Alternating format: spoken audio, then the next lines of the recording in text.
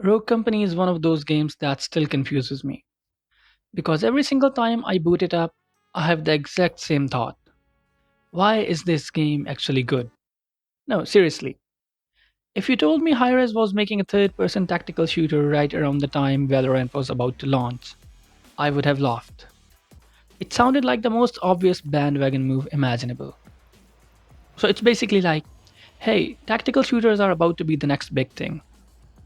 Quickly, let's make one before people realize we have no long term plan. And somehow, they accidentally made a genuinely fun game. The gunplay was solid, the movement felt great, and the third person perspective gave it its own identity. It wasn't trying to be Counter Strike, and it wasn't trying to be Valorant either. It carved out its own little niche. And truly, I think it played better than a lot of people give it credit for. Now, was it perfect? Absolutely not. The communication system felt like it was designed by someone who had never spoken to another human being. The menus.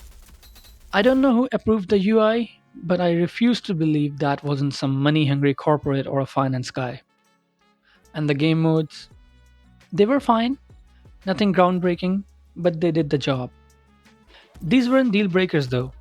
These were kind of the problems every single live service game launches with. And as a studio, what do?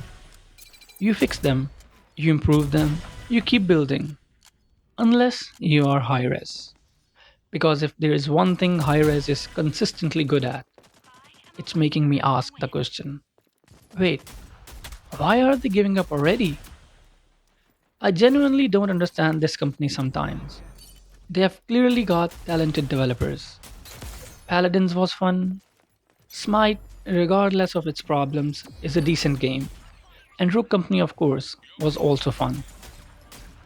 Making a good gameplay has never been their problem. But supporting it, that's where everything falls apart. And if you have watched my Paladins video, none of this should sound unfamiliar. Because Rogue Company wasn't one off. Every time they stumble onto something with potential, it feels like they are already looking over the fence at the next trend. Instead of polishing the game they go, you know what would fix the game? That's right, another game. Now, to Rogue Company's credit, it never crossed the line into pay to win. You weren't buying stronger weapons or unfair advantages.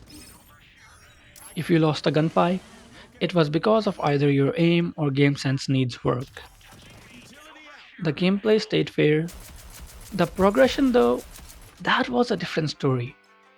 Unlocking new rogues took forever if you weren't spending money. Sure, you could earn them for free, but the grind was so slow that it constantly nudged you towards opening your wallet.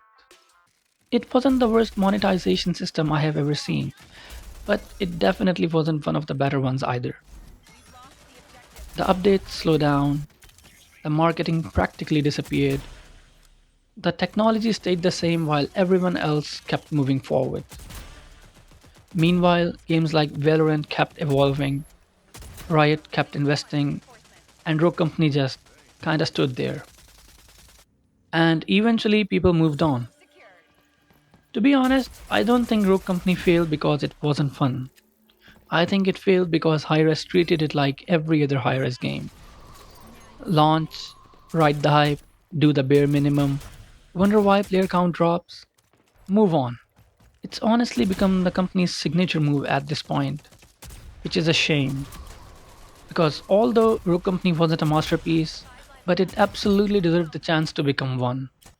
Instead, it became another entry on the ever growing list of games that Hi-Rez almost got right.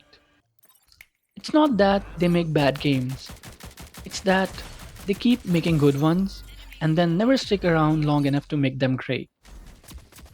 It's almost like the joke at the beginning wasn't really a joke. Hi-Rez keeps chasing the next trend when they should have been investing in the one they already had.